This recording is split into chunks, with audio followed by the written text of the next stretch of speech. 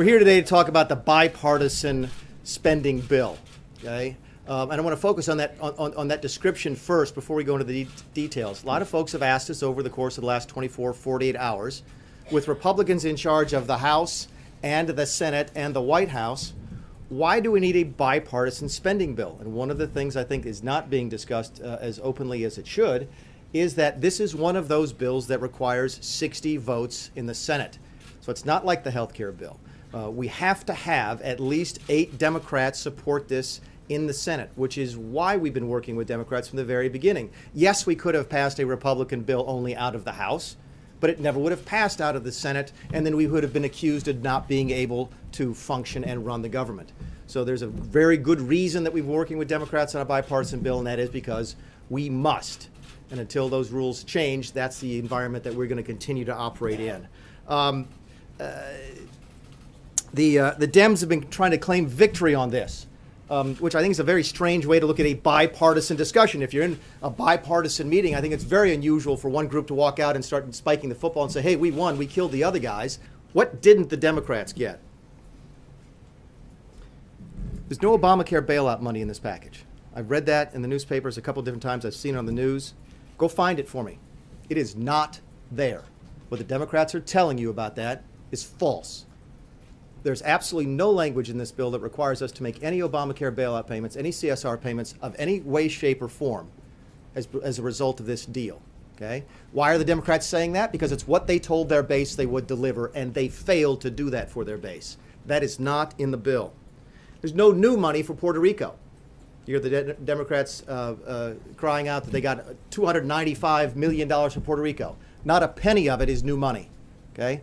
All of that money was already spent. It was actually part of Obamacare under a previous agreement. That money was sitting there unspent, and all we agreed to do was agree to let them move it from one place to another. Did not cost the taxpayer a penny. They wanted new money. They wanted a bailout. We wouldn't give it to them. We gave them money that was already appropriated and already spent. There's no renewable energy subsidies. They wanted, at the last minute, they threw in a demand for renewable energy subsidies for wind and solar and other types of things. We kept those out. What they really didn't get is this, and this is what they wanted. They wanted a shutdown.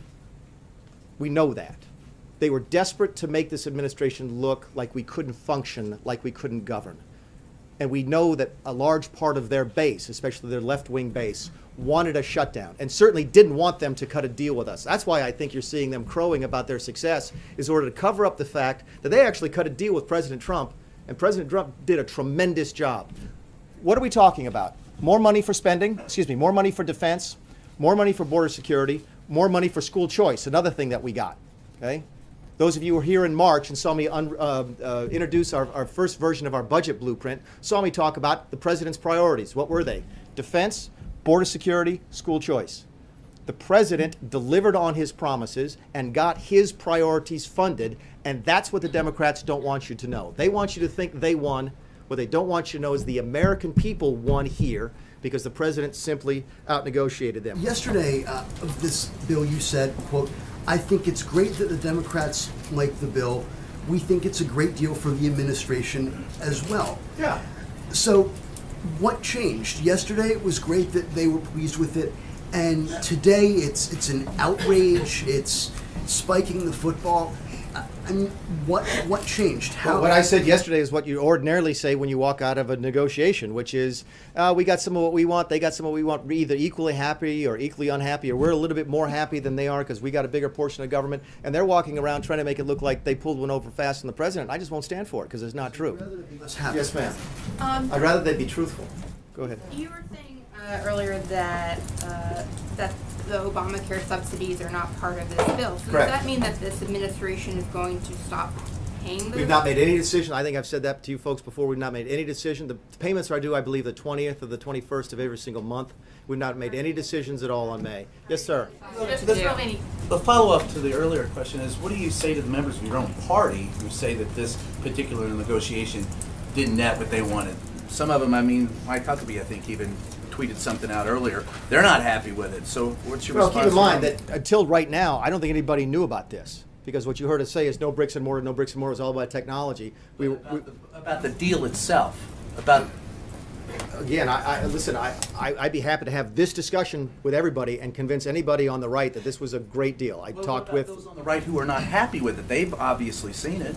My guess is they have not. My guess is they've been reading the Washington Post, they've been watching television, and heard the Democrat side of the story, and I'm here today to let the other side in. The president expressed this morning was frustration over how he's been treated as part of the negotiation. And it may be, if things don't get better, that we get to that point. But I think there's a lot of things that will happen between now and then to let us know if we're moving in the right direction. To your first point about the Democrats, I think it was a little bit reported that there was a great deal of disagreement within the House Democrats over this deal. That Mrs. Pelosi was absolutely convinced when we said that we wanted money for the wall that we would shut the government down. And when we took that request off of the table early in these negotiations, they were flabbergasted. And they were stuck in a circumstance where they were facing possibly shutting the government down, and some of them wanted to do that. My guess is their base is not going to be very happy to know that we are building this. Okay? We are taking their taxpayer money to build this. All right? That's the deal that we cut, and my guess is that's not going to sell very well with some folks on the left, but they're going to have to deal with that.